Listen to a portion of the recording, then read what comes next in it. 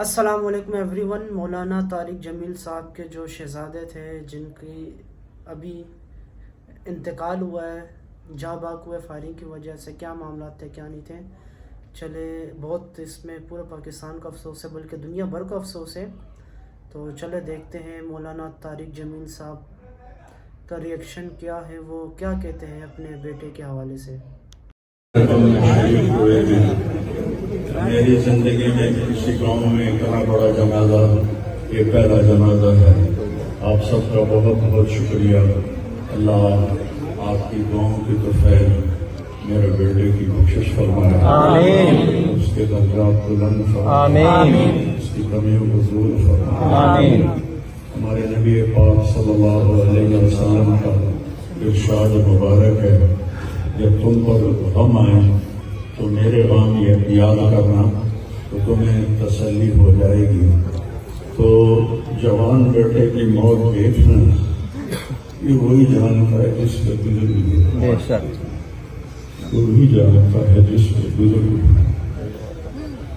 میرے مقدر میں تھا، میں نے ہمیشہ دعا مانگی، یا اللہ مجھے اولاد کا صدمہ نہ دکھانا، یہ ہمیں اٹھا کے لے گئے، ہم انہیں نہ اٹھائیں. لیکن اللہ کی تقدیر وہ غالب ہے اور ہمیں اس پر راضی ہونے کا حکم ہے. میرے نبی کی دعا ہے، اللہم انی اسألک الرضا بعد التوبہ. یا اللہ تو اپنی تقدیر پر مجھے راضی کر. تو بالکل ہم راضی ہیں، میرے سارے خاندان والے راضی ہیں، لیکن جو ایک زخم لگا ہے وہ بہت گہرا ہے، وہ اتنی جلدی بھرے گا نہیں. یہ میرا بیٹا سب سے قابل اور لائق بیٹا، تینوں بیٹوں سب سے لائق بیٹا، سب سے نیک بیٹا، اور اس نے غریبوں کے ساتھ کیا سلوک کرنا ہے اس نے ہمیں سکھایا. غریبوں کے اس نے دل خرید لیے تھے، ان کے ساتھ بیٹھ کے کھانا کھاتا تھا، ان کو اپنی قیمتی گاڑی میں بٹھاتا تھا. جو لوگ اپنی گاڑی کے قریب کسی کو نہ گزرنے دے وہ ان کو انہیں گندے کپڑوں کے ساتھ، یہاں ایک پاگل رہتا ہے وہ میلے کچیلے گندے کپڑے پیشاب بیچ میں کیا ہوا اس کو اٹھا کے اور اپنی گاڑی میں بٹھاتا تھا. وہ ساری سیٹ خراب ہو جاتی تھی لیکن وہ اس کو اپنی فیکٹری میں لے جاتا، اور نائی کو بلا کر اس کے بال کٹواتا، اس کو نہلاتا، اس کے کپڑے بدلواتا.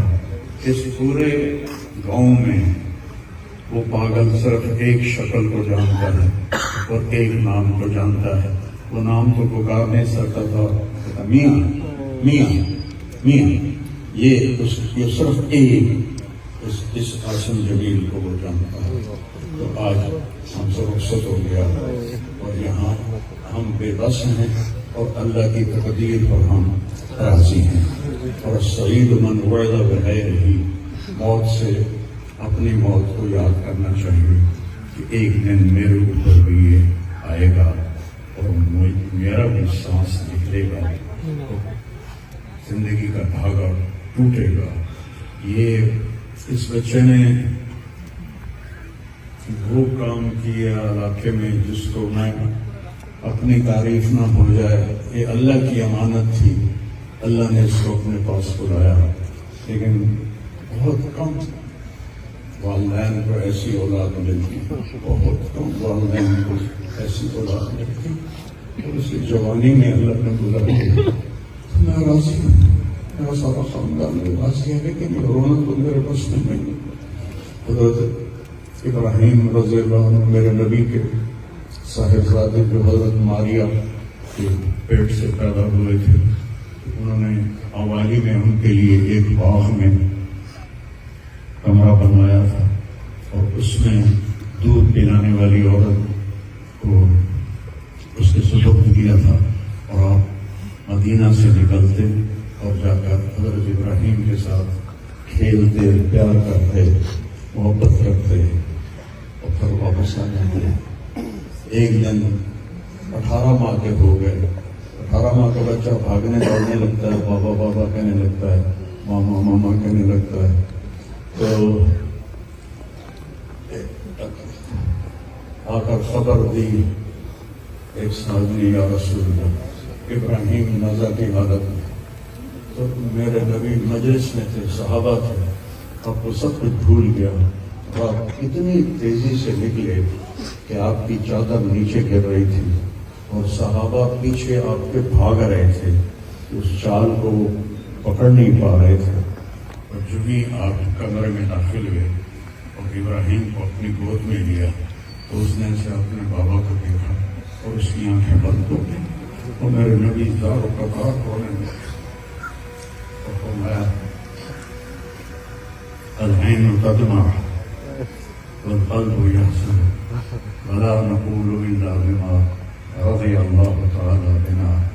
ابراہیم بڑا دکھ دے کے جا رہے ہو, آنکھ اشکبار ہے اور دل زخمی ہے, لیکن ہم وہی کہیں گے جو اللہ کرتا ہے. ہم اللہ کی تقدیر اور راضی ہیں. جب ان کی تدفین کا وقت آیا تو آپ ان کی قبر میں اتر نہیں سکے غم کی وجہ سے. اتنا صدمہ تھا, آپ قبر کے کنارے بیٹھے ہوئے تھے اور کہنے لگے ابراہیم کو اتارو. ابھی میں نے بھی کہنا ہے, حسن کو اتارو. اور اپنی آنکھوں سے پھر آنسو جاری ہو گیا. پھر آپ نے ایک جملہ اور فرمایا, ابراہیم اگر یہ مجھے پتا نہ ہوتا کہ میں بھی تیرے پیچھے ہی آنے والا ہوں, جلدی آنے والا ہوں, تو میں اتنا غم کا اظہار کرتا کہ لوگ دیکھتے. لیکن میں بھی تیرے پیچھے ہی آ رہا ہوں. 6 مہینے بعد آپ کا بھی وصال ہو.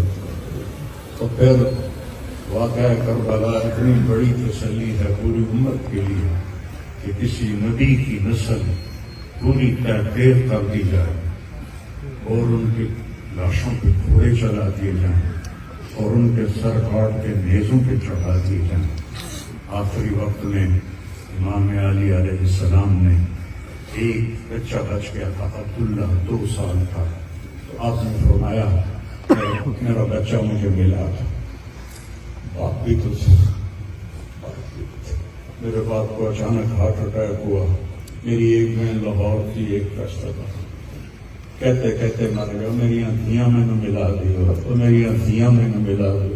دھیاں بیٹی کا کہنا نہیں پہنچ سکی, مر گیا. تو آپ نے کہا یہ معصوم بچہ ہے, اس کو کوئی کیا کہے گا. تو عبداللہ کو لایا گیا اور آپ زخموں سے چور بیٹھے تھے.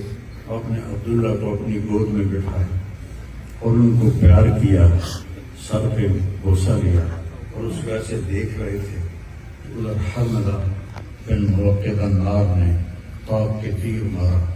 وہ تیر اوپر چلا جاتا, دائیں بائیں چلا جاتا, اور میرے رب کو بھی اور امتحان منظور تھا. سیدھا یہاں آ گیا اور یہاں سے پار ہو گیا اور خون کا فوارہ ابلا.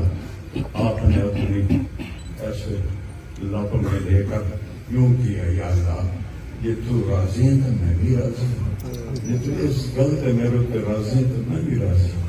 اور انہوں نے کوئی بدلا تو ضرور لگا اور خون اچھال دیا.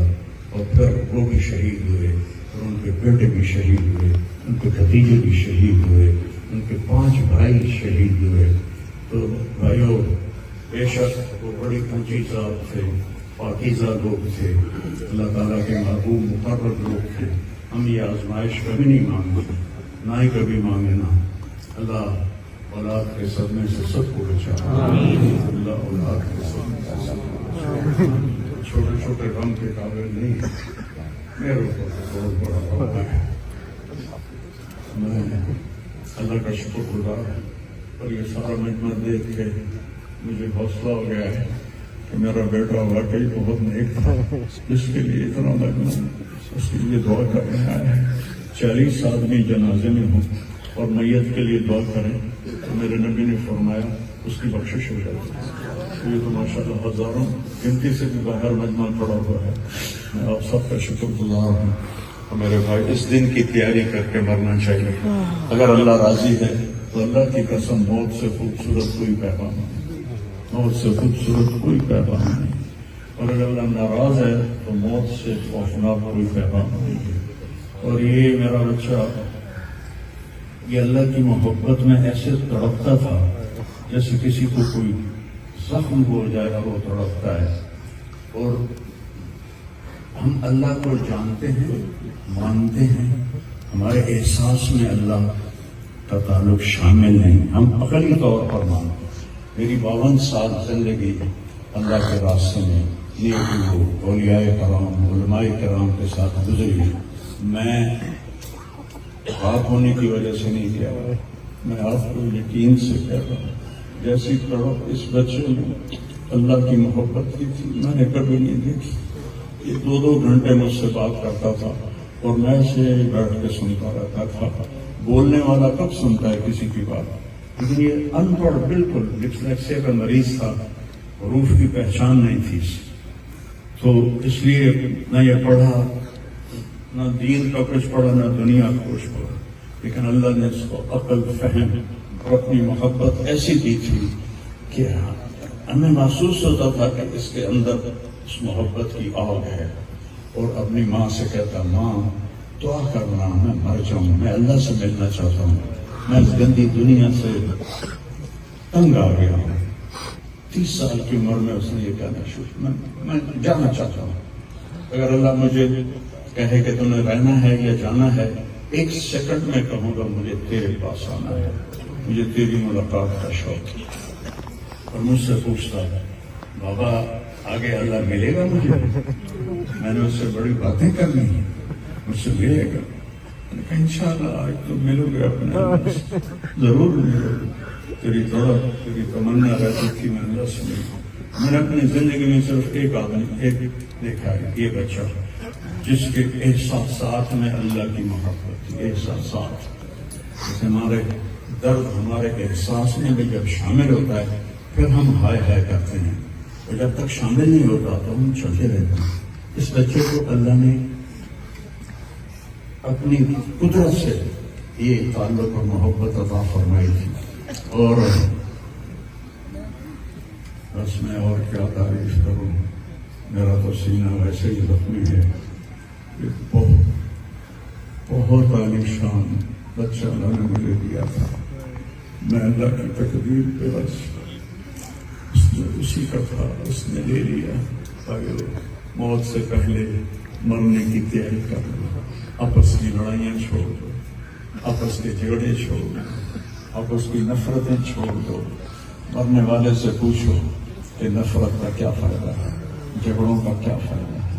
معاف کرنا سیکھو، معافی مانگنا سیکھو، معاف کرنا سیکھو، معافی مانگنا سیکھو. 5 نمازیں ہیں، کوتاہی نہ ہو. سال کے بعد روزے آتے ہیں، بیمار ہو تو اللہ کہتا چھوڑ دو. حج اور زکوٰۃ پیسے والا کا. تو ٹوٹل ایمان کے بعد 2 باتیں ہیں، ایک نماز ہے اور ایک روزہ ہے. اور اس کے بعد ایک حدیث میں سنا کر ہم جنازہ پڑھتے ہیں. میرے نبی نے فرمایا 4 باتیں سیکھ لو مجھ سے. 4 اب 5ویں بھی نہیں، 5ویں نہیں، 4 انگوٹھا کر 4 باتیں مجھ سے سیکھ لو. تو دنیا بھی تمہاری ہے، آخرت بھی تمہاری. صدق و حدیث، ہمیشہ سچ بولنا، ہمیشہ سچ بولنا. آج نیت کرتے ہو؟ حفظ و امانت ہے، کسی کو دھوکہ نہ دے، کسی کے ساتھ 2 نمبری نہ کرنا، کسی کو اپنے مفاد اور پیسے کے لیے، اپنے منصب کے لیے اس کے ساتھ دھوکے بازی نہ کرنا. تیسری بات حسن خلیقت ہے، اپنے اخلاق اچھے رکھنا.